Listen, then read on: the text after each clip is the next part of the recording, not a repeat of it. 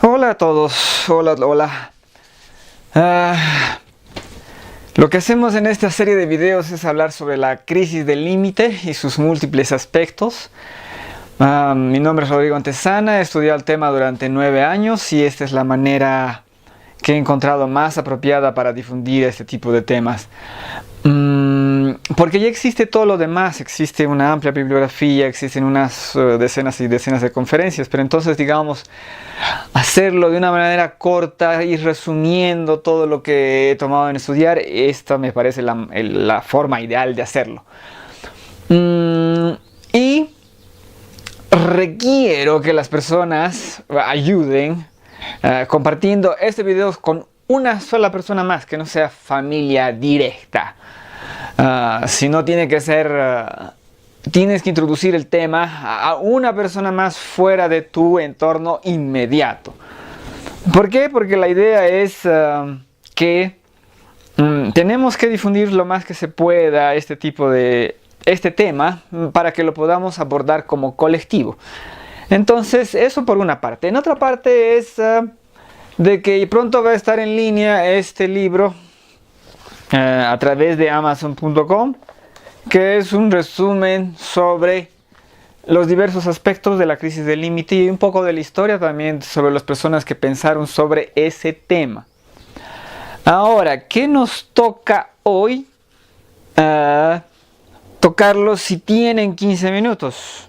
Nos daremos 15 minutos para hablar del discurso según Michel Foucault.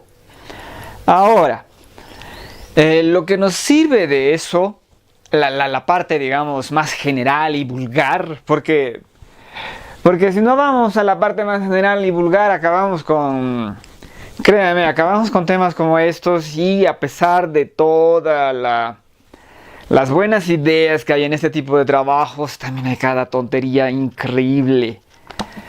Entonces, digamos, tenemos que entender por qué cuernos hay tanto problema en abordar cierto tipo de problemas. Y la realidad tiene que ver con qué es un discurso en este sentido.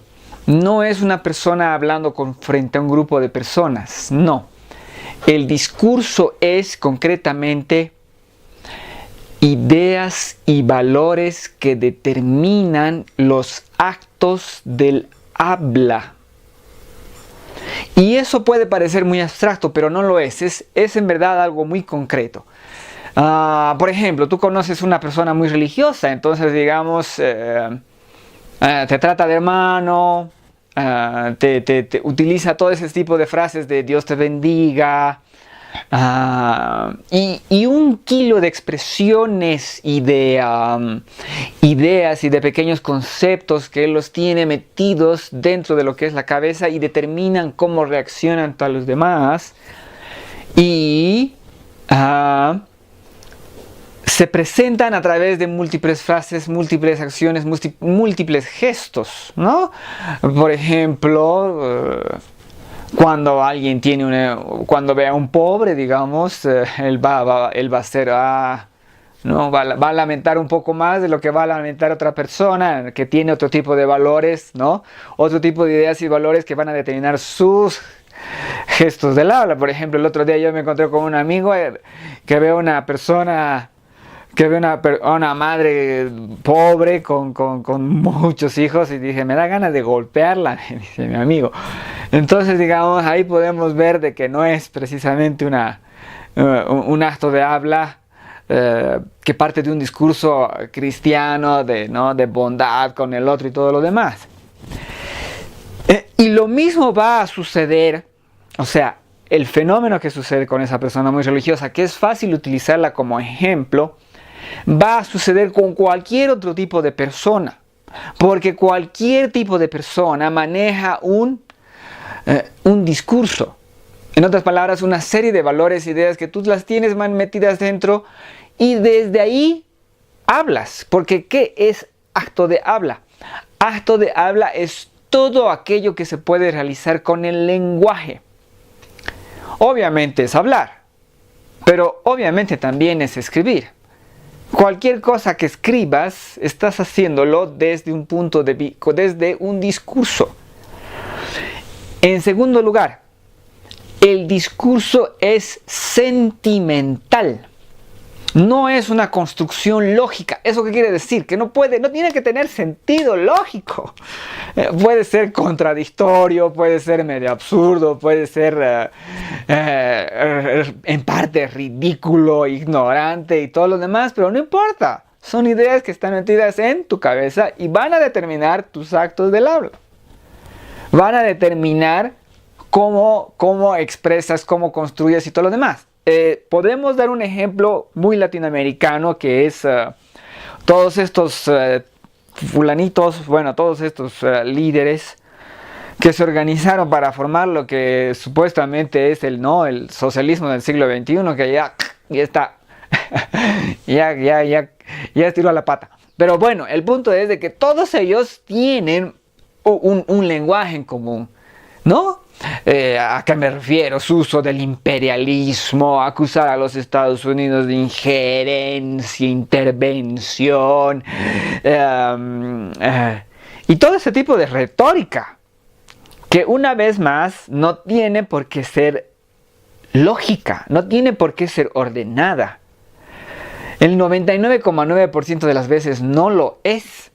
Son ideas y valores que tienes metidos en tu cabeza y a partir de ahí haces actos de habla. El gran problema, y ya lo he mencionado en el capítulo de realidad y lenguaje, es que el ser humano lidia con la realidad a través del lenguaje. Entonces, si tú te metes ese tipo de ideas en la cabeza, aunque no te las creas, aunque tú seas suficientemente racional como para decir, son una serie de tonteras, vas a hablar con eso. Y va a haber gente que lo crea. Porque es algo sentimental. Tu aproximación sentimental a las cosas no tiene un contraargumento lógico. Estás enamorado. Estás enamorado. Como estás enamorado, tienes una aproximación a las ideas, tienes una aproximación a los valores y todo lo demás. No hay ningún argumento lógico que le puedas decir a alguien que esté enamorado para que se desenamore. No es una aproximación lógica, no hay una manera lógica de retirarlos. Es algo sentimental. Van a seguir en ese mismo tren hasta que se desenamore. Los ejemplos que podemos dar sobre cómo el discurso determina lo que hacemos, sobre todo es, construcciones legales, todos los benditos actos del gobierno por ejemplo, en Venezuela, ¿no? De atacar a ciertas personas, o a ciertos grupos, sobre todo a ciertos grupos económicos, y tú dices, ¿por qué?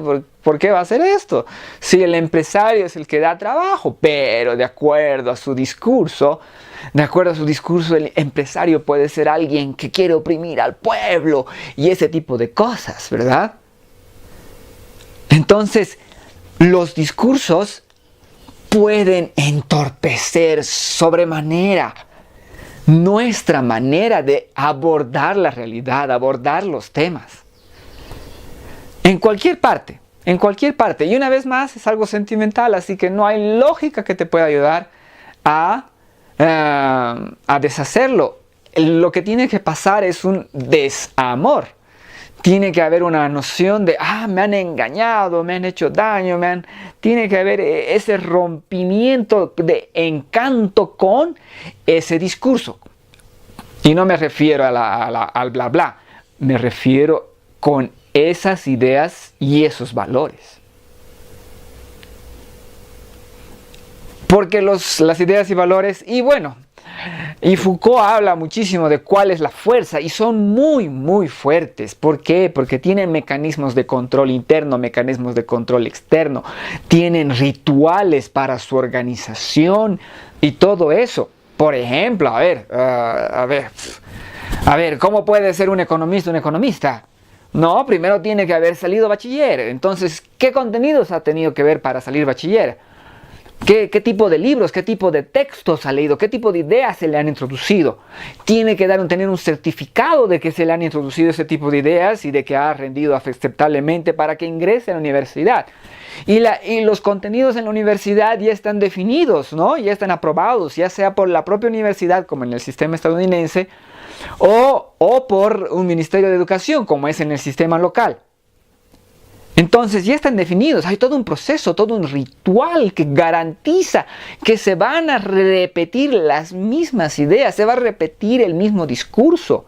Y luchar contra el discurso sería luchar contra toda esa estructura que está buscando reproducirse, porque es algo vivo, ya que eres tú.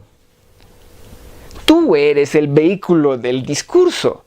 El discurso está en tu cabeza y ustedes seguro que se han encontrado con un kilo de personas. Al menos yo me encuentro todo el tiempo con personas que literalmente a ratos son, ¿cómo se llama? Como señala Jordan Peterson, son más palabras que persona, ¿no? Porque las ideas, el discurso se les ha metido tan internamente que su forma de hablar, su forma de ver, su forma de comprender es prácticamente ignorando la realidad. Ignorando la realidad y aceptando simplemente las retóricas e reinterpretando. Bueno, eso sucede en todo el espectro político humano. Desde la izquierda más absurda hasta la derecha más ingenua, todos manejan el discurso. Y lo mismo sucede con esta bendita crisis del límite.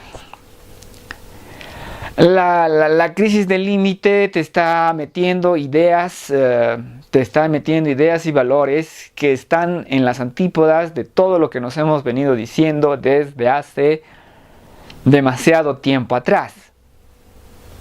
Por si acaso hay otro concepto más, porque verán que este se parece en algo al concepto de paradigma.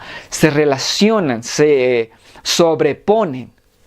Y hay otro concepto más que vamos a ver, que es el de narrativa.